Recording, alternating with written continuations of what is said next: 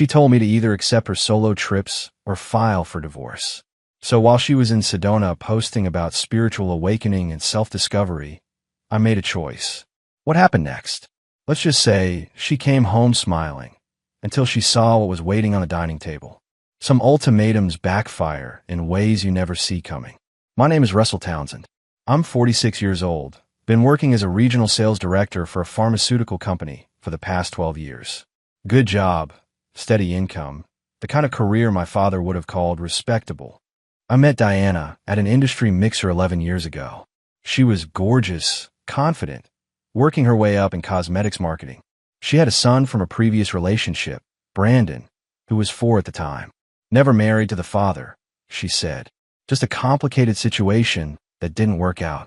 I should have asked more questions. Brandon's 15 now, and I've been the only father figure he's known. We throw football on weekends. I helped him build his first computer. The kid calls me Russ instead of Dad, but there's respect there. At least I thought there was. Things with Diana started shifting about 2 years ago. Subtle at first. She'd mention needing space to breathe, or talk about how marriage shouldn't mean losing yourself. Self-help book language that sounded progressive but felt like distance dressed up as enlightenment. Then came the solo trips. Girls' weekends that stretched into 5-day excursions.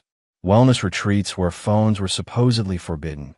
Yet her Instagram stayed surprisingly active. Last Thursday, she dropped the bomb over breakfast. Didn't even look up from her yogurt parfait.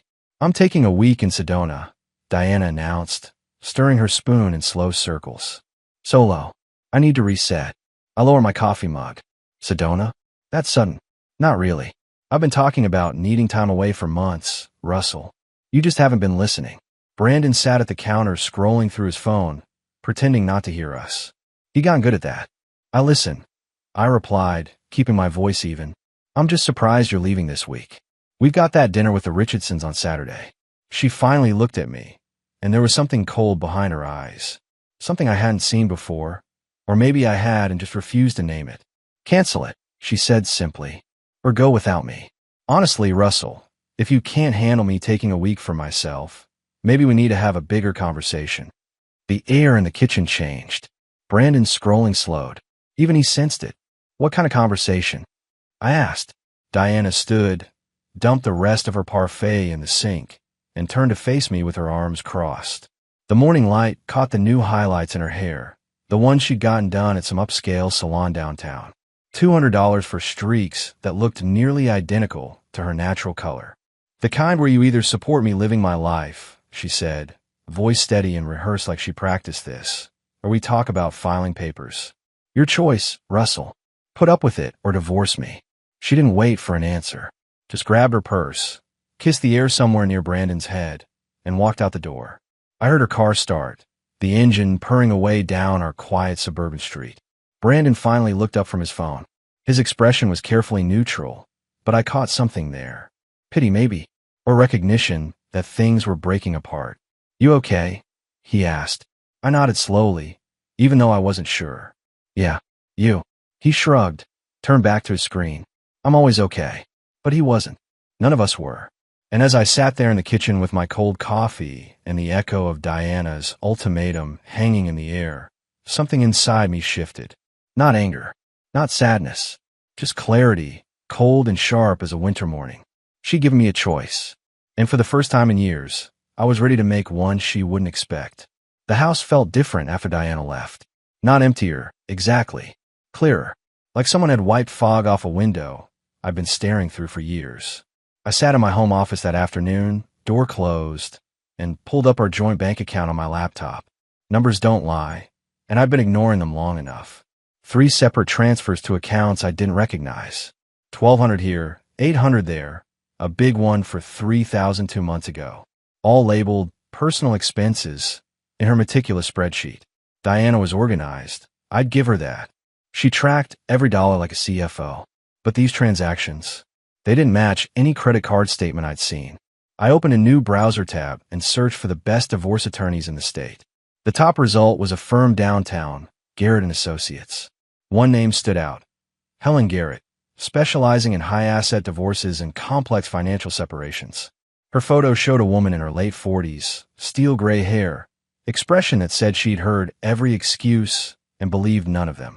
I called before I could second-guess myself. Garrett and Associates. How may I direct your call? The receptionist's voice was professional, warm. I need to schedule a consultation with Helen Garrett, I said. It's regarding a divorce. Of course.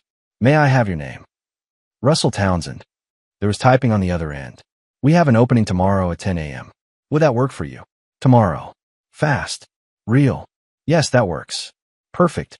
We'll send you a confirmation email with intake forms. Please bring any relevant financial documents, property records, and a list of shared assets. I thanked her and hung up, staring at the phone in my hand like it belonged to someone else. Someone decisive. Someone who didn't spend a decade making excuses. Brandon knocked on the doorframe. He'd changed into his lacrosse practice gear, stick in hand. Hey, he said, leaning against the doorway. You good? Yeah, just handling some work stuff. He nodded slowly, not buying it. Kids always know. She does this, you know, Brandon said quietly. The trips. The attitude. It's not new. I looked at him, really looked. He'd grown tall this year, almost my height now. Somewhere along the way, the kid I'd helped raise had become someone who saw more than I gave him credit for. What do you mean? Brandon shifted his weight, uncomfortable. Before you. When I was little, she'd leave for days, come back different. My grandmother used to watch me. Mom would say she needed space, needed to figure things out. Same script, different year. My throat tightened. Why didn't you tell me? He shrugged. Would it have changed anything? You love her. Loved her. Whatever. Past tense. From a 15-year-old who'd watched his mother cycle through this pattern his whole life. I'm meeting with a lawyer tomorrow, I said. No point hiding it now. Brandon's expression didn't change. Good. You deserve better than this, Russ. We both do. He left for practice, and I sat there processing what he'd said. We both do. This kid who I'd raised, who wasn't even mine biologically, was standing in my corner. Meanwhile, the woman I'd married was off finding herself in Sedona while our marriage collapsed. I opened my email and started downloading bank statements, mortgage documents, insurance policies. Every file, every record. If Diana wanted to play hardball, she'd find out I'd been a regional sales director for over a decade. I knew how to prepare for negotiations. My phone buzzed. A text from Diana. Made it to the resort. It's gorgeous. Don't wait up. I stared at those words. Don't wait up. Like she was out at dinner with friends, not potentially ending our marriage. I didn't respond. Just added the screenshot to a new folder on my desktop labeled Documentation. Tomorrow, I'd meet Helen Garrett. Tonight, I'd start building my exit strategy. Helen Garrett's office sat on the 14th floor of a glass building downtown, the kind of place where you could see the whole city spread out below, like a game board. Her receptionist led me through a hallway lined with framed degrees and certificates, all bearing Helen's name. This woman had credentials like armor. Helen stood when I entered, extending a firm handshake. She was tall, maybe 5'10", with gray hair cut sharp at her shoulders and eyes that assessed me in 3 seconds flat. Russell Townsend, she said, gesturing to a leather chair across from her desk. Have a seat. Coffee? No, thank you. She sat down, opened a leather portfolio, and clicked a pen. All business. I like that. So, Helen began, tell me why you're here. I laid it out methodically. Diana's ultimatum, the solo trips, the suspicious bank transfers, Brandon's revelation about her pattern of behavior. I didn't editorialize, didn't add emotion. Just facts, the way I present a sales report to the board. Helen took notes, nodding occasionally. When I finished, she leaned back in her chair. First question, Helen said. Do you want to save this marriage? No. The word came out faster than I expected. No hesitation, no doubt. Good, she replied. That makes my job easier. Second question, what's your goal here? Quick settlement or strategic positioning? I want what's fair, I said. But I also want to make sure she doesn't walk away with anything she's hidden or stolen. Helen's eyebrow raised slightly. Stolen is a strong word. Can you prove it? I pulled out my phone and showed her the screenshots. The transfers, the mystery accounts, the inconsistencies. She studied each one, her expression unchanging, but her pen moving faster. This is good, Helen said. Very good. You've given me a starting point. Now let's talk about assets. The house. Joint ownership. We bought it 7 years ago. It's worth about $400,000 now. Mortgage down at $210. Retirement accounts. Mine is solid. Pharma sales pays well. I bought about $300,000 in my 401k. Hers is maybe $60,000, but she's been contributing less the past 2 years. Helen made a note. Any properties besides the primary residence. My father left me a cabin in the Adirondacks. Inherited before the marriage. It's mine alone, titled in my name only. Good. That's protected. What about the son, Brandon? I hesitated. He's not mine biologically. Diana had him before we met. She told me his father wasn't in the picture, but I've never seen any legal documentation. Helen's pen stopped. You've been raising him for how long? 11 years. Since he was 4. And you want to maintain a relationship with him? Yes, I said without pause. He's my kid in every way that matters. Helen nodded slowly. That complicates things, but it's not impossible. We'll need to establish your role clearly. Has she ever discussed legal adoption? She always said it wasn't necessary, that we were a family regardless of paperwork. Translation. She wanted to keep her options open. Helen said flatly. Russell, I'm going to be direct with you. Your wife sounds like someone who's been planning an exit for a while. These transfers, the solo trips, the lack of legal clarity around Brandon, it all suggests a long-term strategy. The good news is, you're not behind. You're just catching up. What's the bad news? Helen smiled, but it wasn't warm. The bad news is she's probably been documenting you too. Recording conversations, saving texts, building a narrative. If she works in marketing, she knows how to spin a story. We need to be smarter and faster. I felt my jaw tighten. So what's the first move? We file, Helen said simply. Tomorrow, before she gets back from Sedona. We list everything. The house, the accounts, the discrepancies. We request full financial discovery, which means she'll have to produce every record, every transfer, every receipt. And we make it clear this isn't a negotiation. It's a dissolution. Won't that make her angry? Helen's smile widened. Russell, she gave you an ultimatum expecting you to fold. The goal isn't to make her angry. The goal is to make her understand she miscalculated. Badly. I left Helen's office an hour later with a retainer agreement signed and a court date pending. My phone buzzed as I reached my car. A text from Diana. Sedona is amazing. You'd hate it here. Too spiritual for you. I read it twice, then deleted it. She was right about one thing. I would hate it there. But not because it was spiritual. Because it was fake, just like the woman who sent the message. 2 days after meeting Helen, I received an encrypted email with an attachment labeled Financial Analysis, Townsend. My stomach knotted as I opened it. Helen had hired a forensic accountant, someone who specialized in tracking hidden assets and financial irregularities. The report was 37 pages long. I poured a drink and settled into my office chair, door locked, and started reading. Page 3 hit like a freight train. Diana had a secondary bank account I'd never known about, opened 4 years ago at a credit union across town. The balance showed deposits totaling nearly $47,000. The source? Monthly transfers from our joint account, usually small amounts, 300 here, 500 there, labeled as household expenses or personal care. She'd been skimming for years. Page 8 was worse. Credit cards in my name that I'd never opened. 2 of them, with combined balances of $23,000. The charges were mainly high-end retailers, spa services, and restaurants I'd never been to. Someone had forged my signature on the applications. Page 12 made my hand shake. Insurance policy updates. Our life insurance, which originally listed each other as beneficiaries, had been changed 6 months ago. Diana had removed me and listed someone named Craig Mitchell as the primary beneficiary. $500,000, going to a man I'd never heard of.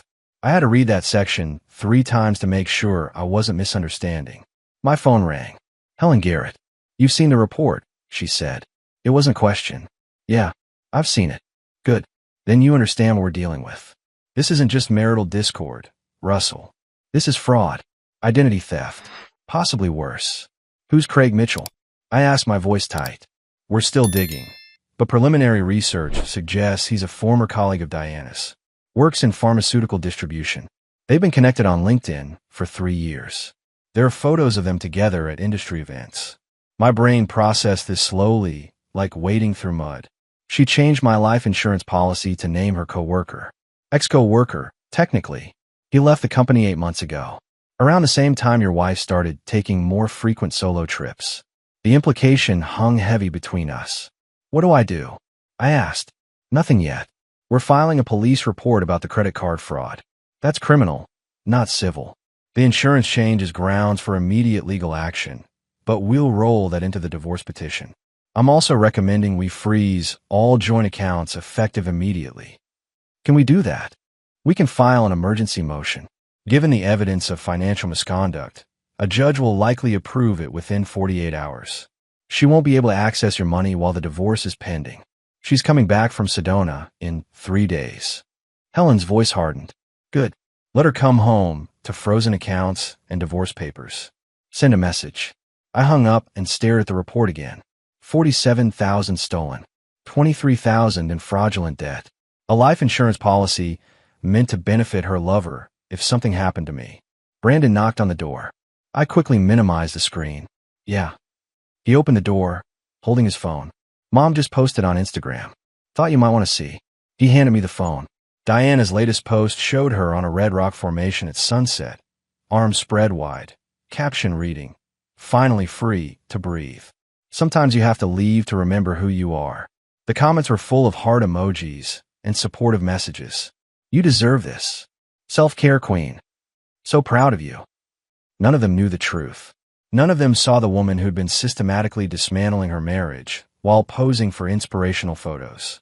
You okay? Brandon asked quietly. I handed him back the phone. I'm fine. Better than fine, actually. You sure? You look kind of pale. I stood up, clapped him on the shoulder. I'm good, buddy. Just working through some details. How about we order pizza tonight? Extra pepperoni. He grinned. Yeah, sounds good. After he left, I reopened the report and kept reading. Every page, every detail, every piece of evidence that Diana had underestimated me. She thought I'd be passive, compliant, too nice to fight back. She was wrong. Diana's car pulled into the driveway at 6:30 on a Thursday evening, exactly 1 week after she'd left. I heard the engine shut off, then the familiar rhythm of her heels clicking up the walkway. She didn't knock, just used her key and swept through the front door like she was returning from a routine grocery run. I'm back, she called out, voice bright and energized. You would not believe the energy in Sedona. I feel completely renewed. I was sitting at the dining room table, same spot where she delivered her ultimatum. The folder sat in front of me, manila and unremarkable, containing papers that would change everything. Diana walked into the dining room, wheeling her suitcase behind her. She'd gotten more sun, her skin bronzed and glowing. Her smile was wide, confident, the expression of someone who believed she'd won. Miss me? She asked, dropping her designer bag on the counter. Not particularly, I replied calmly. Her smile faltered for just a second before she recovered. Well, that's honest. Very healthy, Russell. See? Space is good for clarity. She moved to the refrigerator, pulled out a bottle of sparkling water, took a long sip. All performance, all theater. So, Diana continued, turned to face me. Did you have time to think about things while I was gone? About what I said before I left? I did. And I slid the folder across the table toward her. Your divorce papers are waiting. They just need your signature. The sparkling water bottle stopped halfway to her lips. Her expression froze, eyes darting from the folder to my face and back again, searching for the punchline that wasn't coming. Excuse me. You gave me a choice, I said, voice steady. Put up with it or divorce you. I chose divorce. She set the bottle down slowly, like she was moving underwater. You're joking. Open the folder. Diana's hand trembled slightly as she reached for it. She flipped it open, her eyes scanning the first page. Petition for dissolution of marriage. Her name, my name, the date, all official and stamped. Russell, this is insane, she said, her voice climbing. You can't just... I didn't mean, this is a complete overreaction. Is it? I leaned back in my chair. You literally told me to file papers if I had a problem. So I filed. I was frustrated. You know how I get. I didn't actually mean divorce. Then you shouldn't have said it. She flipped through the pages, her confidence crumbling with each one. Asset division. Financial discovery requests. The cabin in the Adirondacks listed as separate property. Her face went pale when she reached the section detailing suspicious financial transactions. "What is this?" Diana demanded, holding up the page. "You had someone investigating me? You made it necessary." "This is a violation of privacy, Russell. You can't just—" "Actually, I can," I interrupted. "Those are joint accounts. I have every legal right to review them. Turns out, there's a lot to review." Diana's jaw clenched. She slammed the folder shut. "You don't want to do this. Think about Brandon. Think about what this will do to him." "I have thought about Brandon. He'll be fine. He's stronger than you give him credit for. He needs stability. He needs both of us. He needs honesty," I said. "Something he's not getting from you." Diana's eyes narrowed. The mask was slipping now, the spiritual enlightenment act fading. "You're really going to throw away 11 years over one trip?" "This isn't about one trip. This is about a pattern. About bank accounts I didn't know existed. About credit cards open to my name. About a life insurance policy that names Craig Mitchell as the beneficiary." The color drained from her face completely. "Yeah," I continued, "I know about Craig. I know about a lot of things now." Diana opened her mouth, closed it, then opened it again. No words came out. For the first time since I'd known her, she had no script, no spin, no comeback. "I'm staying in the guest house," I said, standing up. "You can stay here tonight, but I suggest you find other arrangements soon." "Oh, and you'll notice the joint accounts are frozen. Court order. You'll need to use your personal funds until this is settled." "You froze my accounts." "Our accounts." "And yes." Diana's face twisted with rage. "You bastard. You self-righteous, controlling bastard. Sign the papers, Diana. Make this easy on both of us." I walked out of the dining room, leaving her standing there with the folder and her shattered expectations. Through the window, I could see Brandon in the backyard, throwing a tennis ball for our neighbor's dog. He glanced toward the house once, then went back to playing, like he already knew how this was going to end. Diana didn't follow me. She just stood there, alone in the kitchen, finally understanding that her ultimatum had backfired spectacularly. Diana didn't sign the papers that night. Instead, she locked herself in the master bedroom and made phone calls. I could hear her voice through the walls, rising and falling, frantic and defensive. By morning, her car was gone, and so was she. 2 days later, Helen called. "She's retained counsel," Helen said. "Aggressive firm. They're already requesting delays and filing countermotion." "Expect it. Absolutely. She's going to fight." But here's the interesting part. Her attorney requested a meeting. They want to negotiate before this goes to court. Why? Because they've seen our evidence, and they know it's bad. The forensic accountant's report, the insurance change, the credit fraud. It paints a very specific picture, one that doesn't play well in front of a judge. I sat in my office, processing this. So what do they want? To settle quietly. Probably offer you a deal where she admits to nothing. You both walk away with a clean split, and nobody files criminal charges. And if I refuse, then we go to court, and everything becomes public record. Her employer will find out. Her friends will find out. Craig Mitchell will find out we know about him. It gets messy. "Good," I said. "Let it get messy." Helen paused. "You sure about that?" "Messy means expensive, time-consuming, emotionally draining." "I'm sure." She doesn't get to steal from me, commit fraud, and then walk away with a handshake agreement. Actions have consequences. "All right," Helen said, and I could hear the approval in her voice. "Then we go to war." That afternoon, Brandon came home from school and found me in the kitchen making dinner. He dropped his backpack by the door and grabbed a soda from the fridge. "Mom called me today," he said casually, during lunch. I looked up from the cutting board. "Yeah? What did she say?" "That you're trying to ruin her life. That you're being unfair and cruel." He popped open the soda, took a sip. "She cried a lot." "And what do you think?" Brandon leaned against the counter, studying me. "I think she's finally dealing with consequences for the first time in forever, and she doesn't know how to handle it." The maturity in his voice caught me off guard. "That's pretty perceptive. I've been watching her my whole life, Russ. She's good at playing victim when things don't go her way. But you didn't do anything wrong." "She did. She's still your mother." "Yeah," Brandon said quietly. "But you're the one who showed up. Every game, every parent-teacher conference, every time I needed someone. That counts for something." My throat tightened. "Thanks, buddy. So what happens now?" "Now we wait. Her lawyers will try to negotiate. We'll refuse. and eventually a judge will sort it out. And me? He asked. Where do I end up? The question hung heavy in the air. Legally, Diana had full custody. I had no claim to him, no rights. Just 11 years of showing up and hoping that mattered. That's complicated, I admitted. But whatever happens, I'm not disappearing on you. Even if I can't be here physically, I'm still a phone call away. Always. Brandon nodded slowly, then pulled out his phone. Mom's been posting again. You want to see?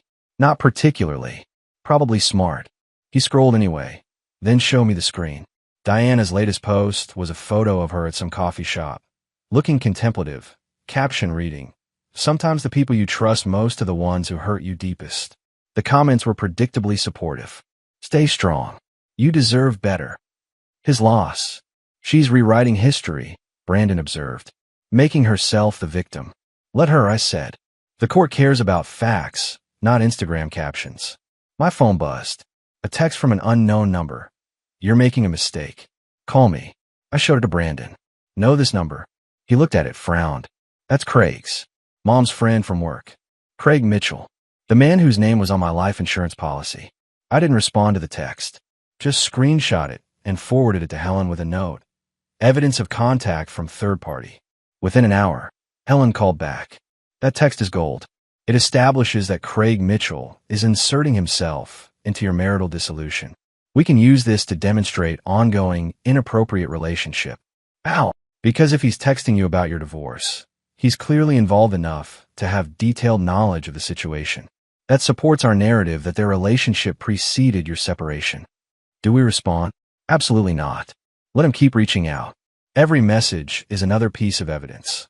That night, I lay in the guest house bed, staring at the ceiling. The main house sat dark across the yard, Diana presumably inside, plotting her next move. My phone buzzed again. Another message from Craig's number. She's falling apart because of you.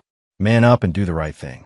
I smiled in the darkness, screenshot the message, and sent it to Helen. Man up, he said, as if the right thing was letting his girlfriend steal from me and commit fraud. Tomorrow, I'd do exactly what he suggested. I'd man up, just not the way he expected. The subpoena arrived on a Wednesday morning, delivered by a process server who looked bored and mechanical. Diana signed for it at the front door, her face going pale as she read the heading. I watched from the guest house window as she stormed inside, clutching the papers like they burned her. My phone rang 5 minutes later. Helen. She's been served, Helen said. Full financial discovery. She has 30 days to produce every bank statement, credit card record, and tax document for the past 5 years. What happens if she refuses? Then the judge holds her in contempt, and we can request penalties. But she won't refuse. Her attorney knows better. That afternoon, Brandon came home from school and found me organizing files in the guest house. He knocked on the door frame, holding his phone. You need to see this, he said quietly. I took the phone. It was a text thread between Brandon and Diana. Her messages were frantic, desperate. Tell Russell I made mistakes, but we can fix this. Brandon, you need to talk sense into him. He's being manipulated by lawyers who just want money. I'm your mother. Doesn't that mean anything? Brandon's response was simple. He's not the one who lied. I handed the phone back. You didn't have to do that. Yeah, I did, Brandon said. She keeps acting like you're the villain. Someone needs to tell her the truth. 2 days later, the rail bomb dropped. Helen called, her voice tight with something between anger and vindication. The forensic accountant found something, she said. Something big. What? Your wife has an OnlyFans account. She's been creating content for the past 18 months. Explicit content. The account has over 2,000 subscribers at $15 a month. The words hit like a physical blow. I sat down heavily. You're sure? Completely. We traced payments from the platform to one of her hidden accounts. She's made approximately $43,000 from it. My mind reeled. $43,000. That's not the worst part, Helen continued. Some of the content was filmed in your house, in your bedroom, while you were at work. Silence stretched between us. I couldn't find words. Russell, this changes everything. This isn't just hidden assets. This is her monetizing intimate content without your knowledge or consent. And some of the men appearing in the content can be identified. Craig Mitchell, among others. We're still analyzing, but yes, he appears in multiple videos. This gives us leverage for fraud, invasion of privacy, and potentially more. What do we do with this? Helen's voice hardened. We use it. Her attorney wanted to negotiate. Now we have something that makes their position indefensible. She either settles on our terms, or this becomes part of the public court record. That evening, I sat in the guest house, staring at nothing. Diana had been selling content of herself, of our home, of her affair, while I went to work every day thinking we had a normal marriage. The betrayal wasn't just emotional anymore. It was commercial. Brandon knocked softly. You okay? You look terrible. Just processing some information. About Mom. I hesitated, then nodded. Yeah. Is it bad? It's complicated. He sat down across from me. Russ, whatever it is, you didn't deserve it. You know that, right? I'm starting to. Good, Brandon said firmly. Because she's the one who messed up. Not you. Never you. After he left, I called Helen back. How do we proceed? We schedule a meeting with her attorney. We present the evidence. We make it clear that if this goes to trial, everything becomes public. Her employer will find out. Her family will find out. Craig Mitchell's wife will find out. He's married. Very. With 3 kids. This destroys more than just your marriage if it goes public. I thought about that. The collateral damage. Then I thought about the $43,000, the videos, the lies. Schedule the meeting, I said. Let's finish this. The mediation conference room was sterile and cold, all glass walls and corporate neutrality. Diana sat across from me with her attorney, a sharp-dressed woman named Patricia who looked like she charged by the minute. Helen sat beside me, a folder thick with evidence between us. Patricia started with pleasantries. We're here to find a reasonable resolution that serves both parties. Helen cut her off. Let's save time. Your client committed identity theft, financial fraud, and has been operating an explicit content platform using marital assets and property. We have documentation for all of it. Patricia's expression flickered. Diana's face went white. That's a serious accusation, Patricia said carefully. Do you have proof? Helen slid a thin folder across the table. Bank records tracing payments from the platform. Screenshots of the account. Video stills, redacted for this meeting, but available if needed. We also have evidence that one of the individuals appearing in this content is Craig Mitchell, who is married with children. Diana's hand started shaking. You can't use that.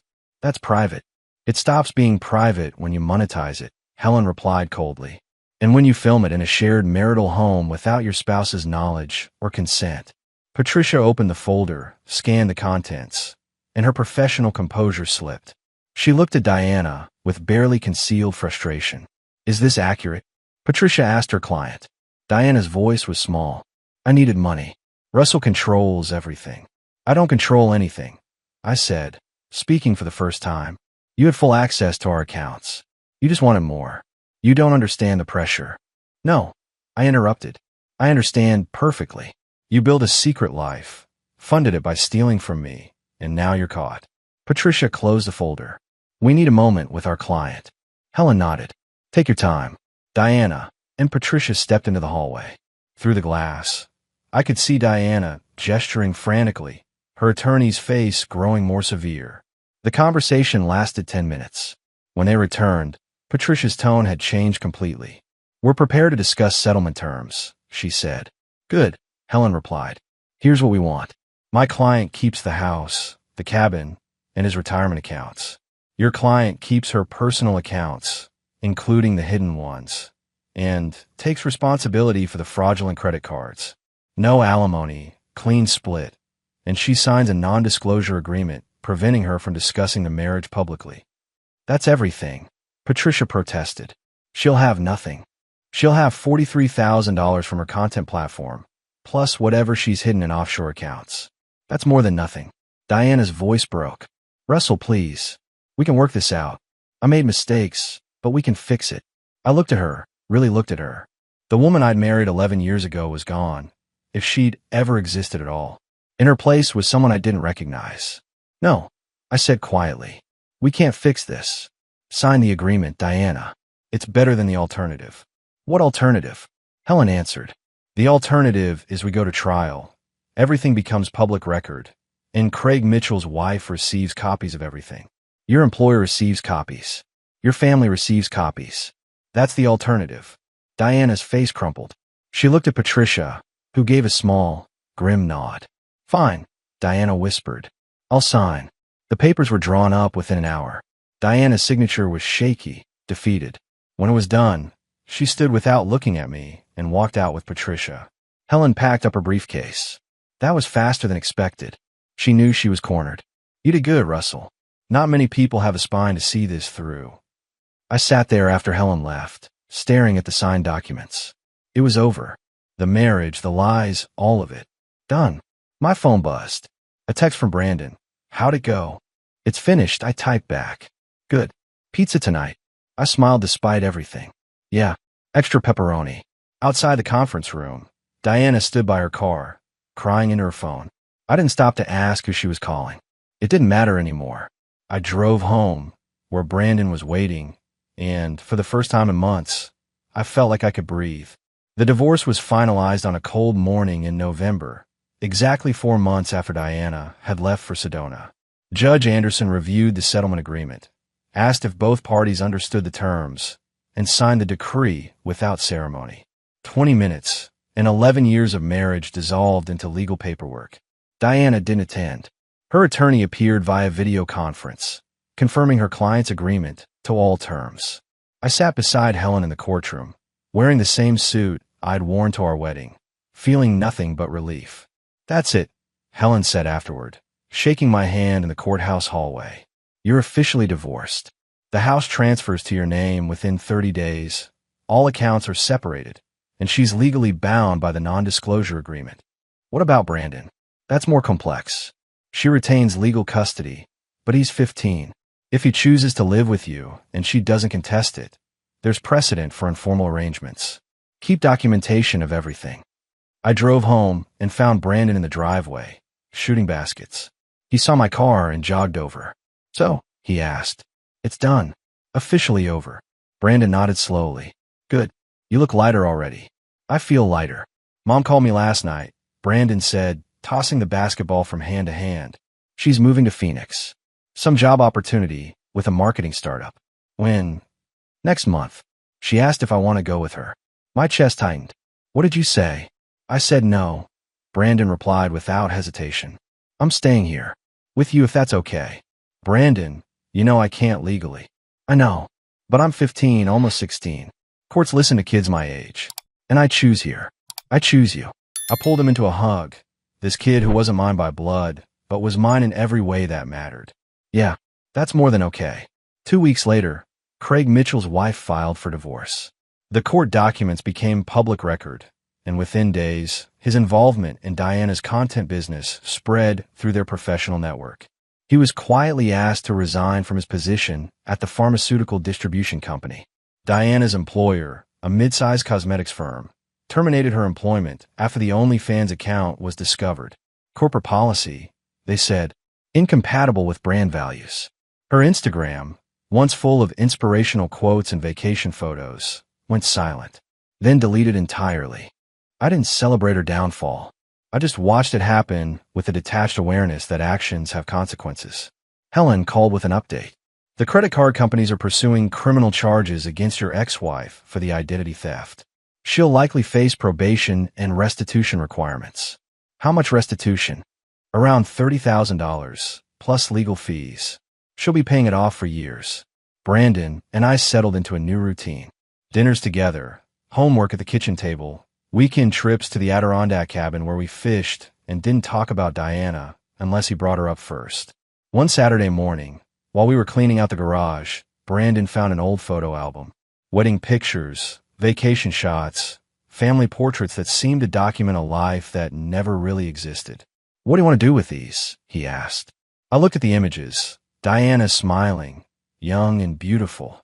Me beside her looking hopeful and naive. Keep them if you want them, I said. Otherwise, they can go. Brandon flipped through a few pages, then closed the album. I'm good. I'd rather remember the real stuff. Like you teaching me to drive, or fixing my computer, or just being there. We threw the album in the donation pile and kept working. That night, my phone buzzed with an unknown number. The message was short. I'm sorry. For everything. Diana. I stared at it for a long moment, then deleted it without responding. Some apologies come too late, when the damage is already permanent and forgiveness would change nothing. Brandon poked his head into my office. "You good?" "Yeah," I said, setting the phone down. "I'm good." And I was. 8 months after the divorce finalized, I sold the house. Too many ghosts. Too many memories embedded in the walls. Brandon and I moved into a smaller place closer to his high school, a 3-bedroom ranch with a big backyard and no history. "This feels better," Brandon said the first night, standing in his new room with boxes stacked around him. "Like we're starting fresh." "That's the idea." My company offered me a promotion, regional VP of sales, covering the entire Northeast territory. More responsibility, better pay, and most importantly, validation that my professional life hadn't been affected by the personal chaos. Brandon thrived, made varsity lacrosse, brought his grades up, started talking about college applications. Some weekends Diana would call, and they'd talk for a few minutes, stilted and awkward, before he'd make an excuse and hang up. "She wants to visit for Thanksgiving," Brandon told me one evening while we were making dinner. "Said she's doing better, got a new job in Phoenix, wants to reconnect. What do you think?" He shrugged, chopping vegetables with the precision I taught him. "Maybe. I don't know. It's weird." "You don't know her anything," I said. "But if you want to see her, that's your choice. I won't be mad."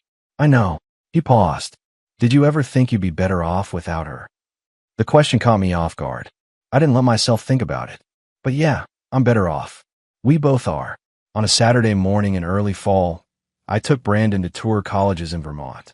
We drove up through the mountains, the leaves turning brilliant orange and gold, talking about his future and what he wanted to study. "Engineering, maybe," Brandon said. "Or business. Something practical. You've got time to figure it out." We stopped at a diner for lunch, one of those classic places with checkered floors and waitresses who called you hon. While we ate, Brandon's phone buzzed. He glanced at it and frowned. "Mom's getting remarried," he said, showing me the text. "To some guy she met in Phoenix. They've been dating 4 months. I read the message. Diana had included a photo. Her and a man I didn't recognize, both smiling at the camera, her hand displaying a ring. "How do you feel about that?" I asked. Brandon set his phone down. "I don't feel anything. Is that bad?" "No, it's honest." He picked up his burger. "You ever think about dating again?" "Maybe someday. Right now, I'm focused on other things." "Like what?" "Like making sure you get into a good college. Like not screwing up this promotion. Like learning to be okay with quiet." Brandon smiled. "You're already okay with quiet. You're the most okay with quiet person I know." That evening, we hiked up to a lookout point that overlooked the valley. The sun was setting, painting everything in shades of pink and amber. We stood there in comfortable silence, just being present. "Russ," Brandon said eventually. "Yeah. Thanks. For not giving up. For fighting for yourself. For showing me what it looks like when someone actually keeps their promises." My throat tightened. "You don't have to thank me for that." "Yeah, I do. Because most people wouldn't have. Most people would have just taken it and stayed miserable." We drove home as darkness fell, the radio playing low, both of us comfortable in the quiet. When we pulled in the driveway of our new house, Brandon grabbed his backpack and headed inside without looking back at the old life we'd left behind. I stood in the driveway for a moment, looking up at the stars appearing in the darkening sky. Somewhere out there, Diana was planning a wedding with a man she barely knew, probably already building the same patterns that destroyed us. But that wasn't my problem anymore. I went inside, where Brandon was already raiding the refrigerator and telling me about his weekend plans. This was my life now. Simple, honest, uncomplicated. And for the first time in years, that was more than enough.